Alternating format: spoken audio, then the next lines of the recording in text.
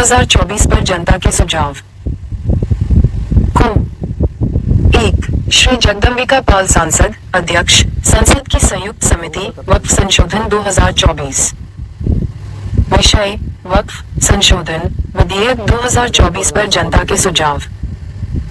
हाल ही में पूरा देश एक चौंकाने वाली खबर से जाग उठा कि तमिलनाडु के तिरुचेंदुरई में एक पूरी तरह से हिंदू गांव, जिसमें 1500 साल से भी पुराना हिंदू मंदिर है, को वक्फ की संपत्ति घोषित कर दिया गया है। इससे हिंदू हैरान है कि 10वीं सदी में इस भूमि पर आया एक धर्म कैसे उस भूमि और मंदिर पर दावा कर सकता है जो उस धर्म से भी पुराना है।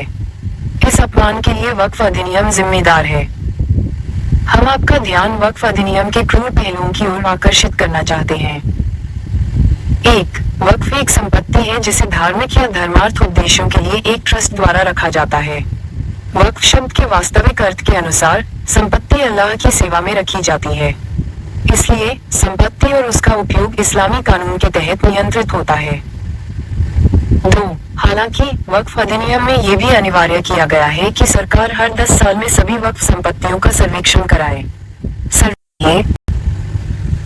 3. वक्फ अधिनियम में कठोर प्रावधान है जिसके अनुसार वक्फ बोर्ड भूमि पर रहने वाले व्यक्ति को सूचित किए बिना किसी भी संपत्ति पर कब्जा कर सकता है, जैसा कि तिरुचेंदुरई में हुआ है। पीड़ित व्यक्ति के लिए एकमात्र उपाय वक्फ न्यायाधिकरण से संपर्क करना है। 4. अधिनियम की धारा 83 के अनुसार वक्फ न्यायाधिकरण शरिया कानून द्वारा शासित होता है। किसी गैर मुस्लिम को मुक्ति पाने के लिए इस्लामी कानून द्वारा शासित न्यायाधिकरण में जाने के लिए कैसे मजबूर किया जा सकता है? 5. धारा 85 तो और भी बदतर है। सिविल न्यायालयों को ऐसे विवादों पर कोई अधिकार नहीं है। ये ध्यान देने योग्य है कि किसी अन्य अल्पसंख्यक, सिख, जैन, पारसी को ऐसी पूर्ण शक्तियां नहीं दी गई हैं। 6. वक्फ अधिनियम सीमाओं के कानून के अधीन नहीं है, जो 1963 के सीमा अधिनियम का उल्लंघन करता है। इसलिए एक दिन कोई भी वक्फ बोर्ड किसी भी संपत्ति पर दावा कर सकता है। 7. ये हमें हमारे अंतिम बिंदु पर ले आता है।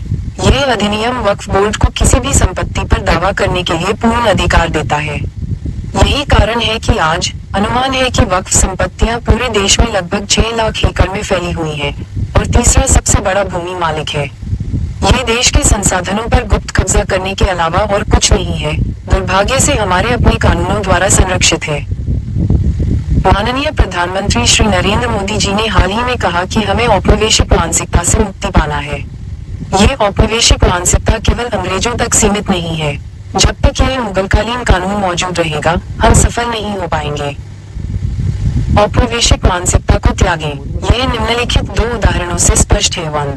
पूर्व प्रधानमंत्री मनमोहन सिंह ने कहा था कि भारत के संसाधनों पर पहला अधिकार अल्पसंख्यकों यानी मुसलमानों का है। 2. कांग्रेस ने इस बयान को गंभीरता से लिया और दिल्ली में 123 प्रमुख संपत्तियां वक्फ बोर्ड को हस्तांतरित कर दी। ये धर्मनिरपेक्षता के खिलाफ है। इस राष्ट्र का भारतीयों का मानना है कि कानून के सामने सभी भारतीय समान हैं, लेकिन ये बात अज्ञात है कि कुछ लोग दूसरों से ज्यादा समान हैं। ये बात वक्फ अधिनियम के प्रावधानों और उपयोग से पूरी तरह स्पष्ट है। हम समानता की मांग करते हैं। हम न्याय की मांग करते हैं। हम मांग करते हैं कि 1. वक्फ अधिनियम को तत्काल संशोधित, निरस्त किया जाए। 2. देश भर में वक्फ बोर्डों की सभी संपत्तियों को सरकार द्वारा अपने अधीन ले लिया जाए।